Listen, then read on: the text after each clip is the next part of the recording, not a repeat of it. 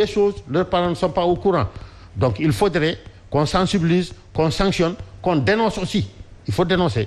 Alors, Monsieur Meng, oui. Vous aviez dit tantôt que cette violence est inhérente aux différentes sociétés. À toutes les sociétés. Voilà. Alors, est-ce que quelque part, il ne manque pas des cadres de socialisation? Oui, c'est exactement. Parce que si on entend le président de l'ONCAV parler, oui. On voit un peu le désespoir. Je pense que c'est l'absence de maîtrise de ces violences. Parce que les Navétanes, c'est un mouvement de masse qui rassemble énormément d'acteurs, énormément de populations. Et c'est des joutes, c'est des confrontations, quelquefois qui sont très très physiques, parce que c'est des affrontements et c'est le sport qui est ainsi fait. Le sport, c'est le milieu des affrontements et des confrontations. C'est le milieu de la violence, naturellement. Mais c'est comme je l'ai dit tout à l'heure, il y a des règles de jeu, des normes qui entourent le jeu. Et ce n'est pas seulement les acteurs qui sont sur le terrain, c'est aussi les acteurs qui sont dans les gradins, c'est aussi l'arbitre, c'est aussi les membres de l'encadrement, c'est tout un processus. Donc il y a tout un travail à faire pour que les populations, les acteurs, ceux qui viennent dans ces moments de fête, ces moments de confrontation, assimilent parfaitement les règles du jeu, ce qu'ils appellent le fair play. Excusez-moi, mais il ne s'agit pas là seulement que le mouvement Navétane, je viens de le dire, que les étudiants également, de par leurs manifestations, expriment ou sont sujets à des actes de violence. Et j'ai cité tantôt des forces de l'ordre qui ont été kidnappées tout récemment, hier, à l'université de Bambey. Dans le champ politique également, on assiste à des scènes également de violence et malheureusement, c'est toujours des jeunes qui sont à l'avant. Oui, la violence, elle est toujours consubstantielle à la norme, c'est-à-dire à la remise en cause de l'autorité et des normes.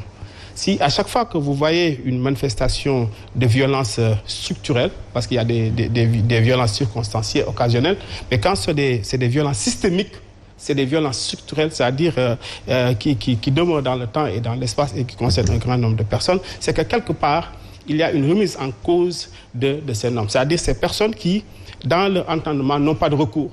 À chaque fois qu'une personne accepte sa situation ou accepte l'arbitrage d'une tierce personne, l'individu a tendance à recourir à l'autorité. Mais si la personne remet en cause la légitimité ou la légalité de l'autorité ou n'arrive pas à avoir toutes les voies de recours, et l'expression la plus naturelle, la plus basique, elle n'est pas justifiable.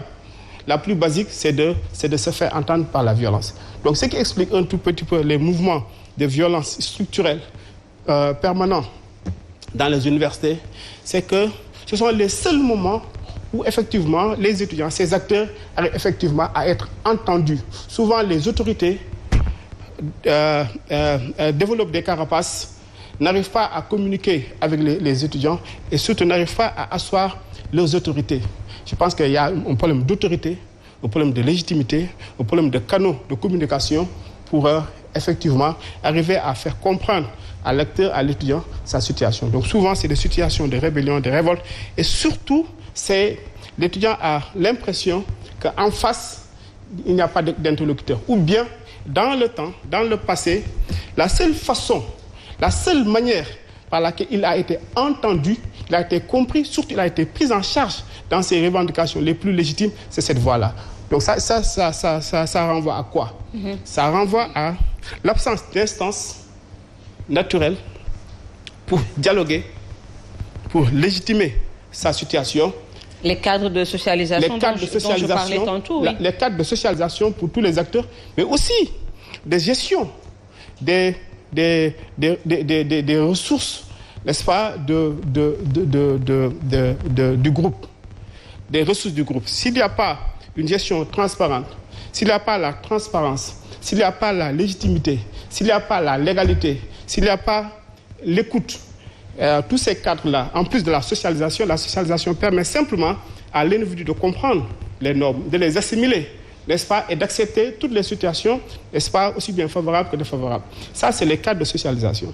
Mais en dehors des cadres de socialisation et de ces normes, il y a aussi le problème de légitimité. Quand la personne qui est en face se rend compte ou comprend ou pense que la personne qui est en face est sourde, muette, ou est illégitime, ou est illégale, et si la personne profite du système mis en place, n'est-ce pas, pour exploiter, dominer, en tout cas maintenir un ordre social, le maintien d'un ordre social illégitime, n'est-ce pas, automatiquement, on va germer un peu les bourgeons de la violence. Mais si l'ordre social établi est un ordre social qui n'exploite pas, qui ne domine pas, n'est-ce pas, qui ne prive pas une bonne partie de la population de ses droits les plus élémentaires, les plus naturels, automatiquement, les personnes ont tendance à s'exprimer autrement. Donc, il y a une corrélation forte entre les normes qui sont établies et qui sont des normes justes, équitables, et qui tendent à libérer des synergies, à les mettre en cohérence, et le recours à des voies beaucoup plus apaisées.